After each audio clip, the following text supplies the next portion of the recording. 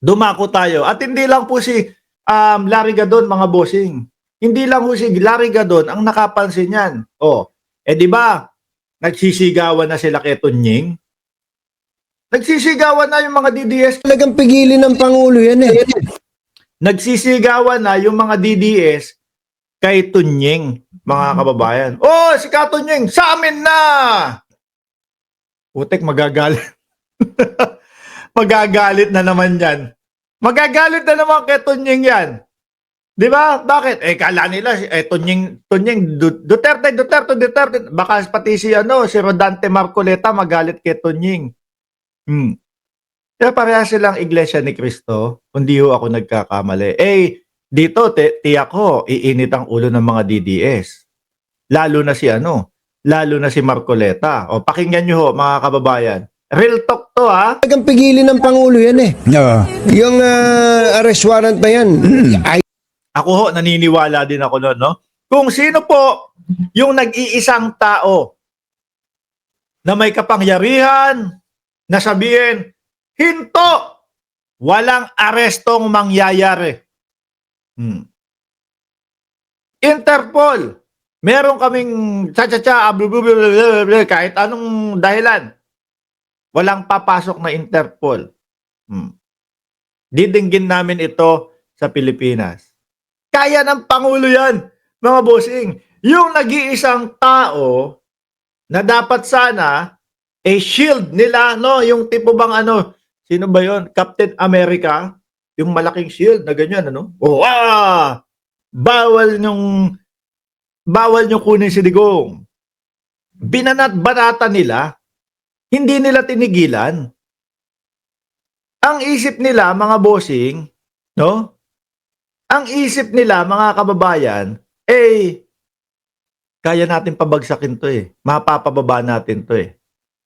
No? Mapapababa natin tong mga to eh. Hindi nila, kasi umpisa pa lang ng dating Pangulong Duterte, weak si Marcos. Diba? Weak si Marcos. Sabi ni Alin, version 129, nakangiti pa kayo ngayon. BBM, iyak later. Hanggat wala kayong naipapakitang mga ebidensya doon sa mga sinasabi nyo laban sa Pangulo, no? Malabong makuha nyo ang simpatsya ng bayan. Malabo. Yung mga gawa-gawang video ninyo, imposible yun. Napaka-imposible nun.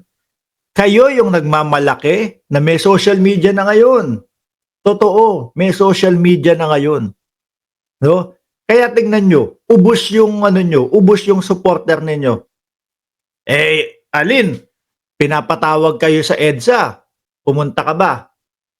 Hindi. Wala pumunta. Di ba?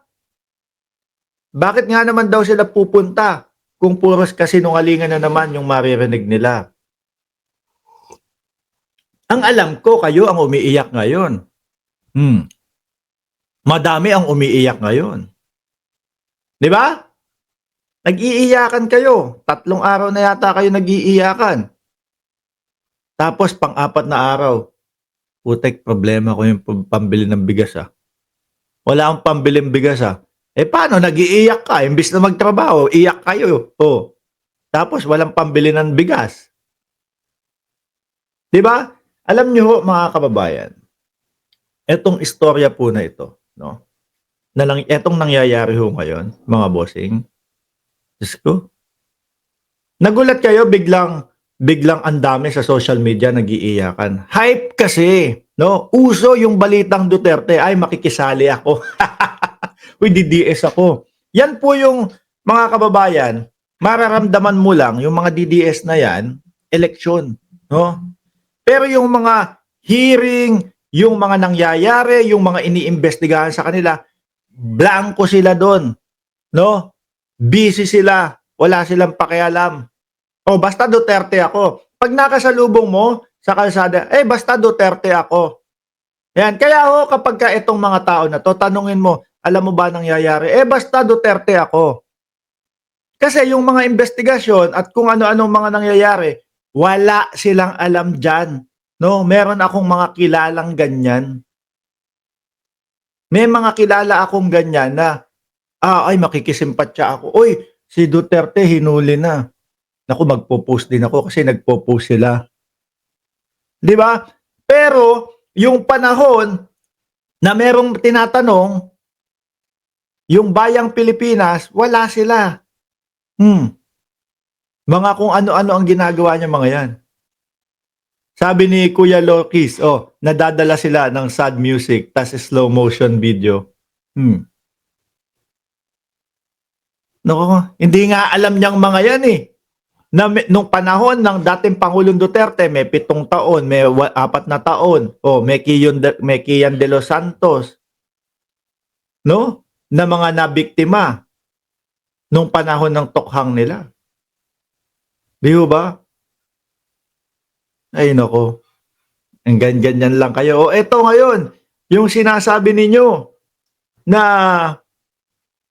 na kakampi ninyo si Tunying, pakinggan nyo. Naku po, hindi na yata. 'Di ba, Paul? Ano ba yung wake and bake ninyo kay Kitty? Bigyan nyo nga ako, sendan nyo ako ng video yung talagang yung talagang humihit-hit, no? Baka kasi yung papungay-pungay lang ng mata. Gusto natin yung talagang may pinapakita tuloy natin si Tunying. Isisiman yan o Interpol. Kaya lang, meron ka ba naman kang konsolasyon na pigilin yung arrest warrant? Sabi ni Antonio, labad-labad. Wala kang pakialam kung Duterte sila. Huwag nyong may pagdidikta ba dito? May pagdidikta dito? Tignan mo. Iintindi ka na lang nung sinasabi namin.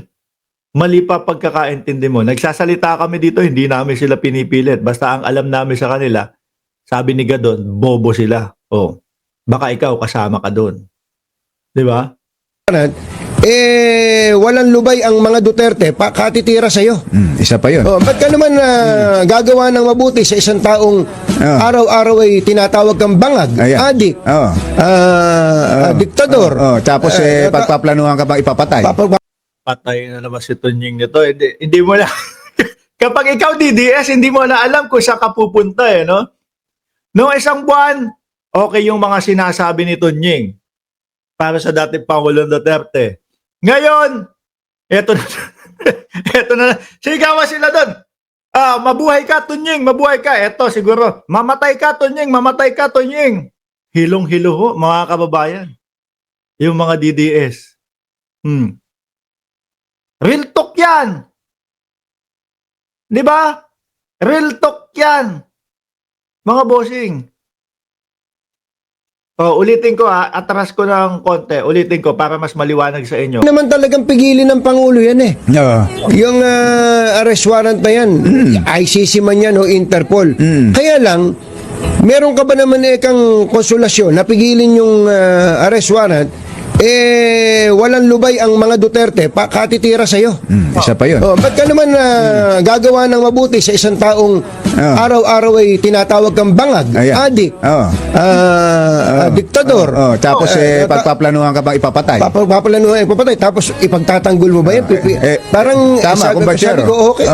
Iba rin talaga pag may kausap ka ibang tao. Yan din naman yung binabanggit natin nung nakaraan na parang nag-extend ka ng Nag-i-extend ang ating Pangulo. Mga kababayan, alam nating lahat yun. Di ba? Ang tagal tumahimik ng Pangulo. Na halos tayo nga po, na kahit tayo supporter ng Pangulo, nabubwisit na tayo, naiinis na tayo kay Pangulo. Pangulo, ano ba yan? No, binabalasubas ka na nila, hindi ka pa din sumasagot. Ako sabi ko siguro, talagang ganyan, kailangan. Dahil sasabihin niya mga yan, wala ka pala balat sibuyas ka di ba? Ganyan sasabihin. Wala ka pala, diktador ka pala nagsasalita kami, labas sa'yo, gagalit ka. Ganyan yan. Tuloy. reconciliation, helping hand, iniaabot mo, pero inaabot mo yung kamay, tinataga yung kamay mo. Correct! Yan ang mga DDS. Diba? Yan ang mga DDS, mga kababayan. Kaya nga ako Ako, hindi ako nagpo-post sa Facebook ko. Basta ako, sabi ko, gising na po ako. Pero behind, nakangiti ako. Tapos, scroll ka, ang dami nag-iiyakan. Oh. Pinaka-worst na presidente, si Bongbong Marcos. Ipinagkanulo ang dating Pangulong Duterte. Bugok ba kayo? 3 taon na o 2.5 taon na nagpapakita ng away ang dating Pangulo kay Pangulong Bongbong Marcos. Paano kayo na-betrayed nun? Di ba? Oh, Oh, na sinasabing bangag ka. Oo. Ba't mo kami abutin? Bangag ka. Adik ka. Adik ka. Ngiwi ka. Lahat. Paano nga naman mangyayari? Kumbaga, Andun tayo, umaasa ka sa kapwa mo na mabuti ang gagawin sa'yo, pero ginagawan mo naman siya ng masama araw-araw. Yun ang sinasabi natin. parehas ho yan, mga boss chief amo, sir, doon sa, ewan ko may mga saltik din ho sa utak tong mga DDS. Bakit to, mga kababayan? Ipagdadasal namin si Rodrigo Duterte, no, sa Panginoon, sa may kapal na ma-acquit siya. Yung hinihingan mo ng tulong, minumura ni Duterte. Estupido yan. No? Gagawa ng mundo. Tapos siya din ang sisira. Oh. Tapos, yung pinakamataas na Katoliko na nandito sa mundong ibabaw na pwede nyo ipadasal sa kanya. Ewan ko lang kung hindi naman ganun ang pope. Oh. Di ba? Na-traffic lang ang Pangulo ng isang araw, minura na. Di ba? Tapos makikita namin kayo, linggo-linggo kayong nagsisimba. Di ba? Kapag ka DDS, ang hirap po, mga kababayan. Mahirap pagsabayin yung DDS tsaka magpakabanal, mga bossing. Anyway,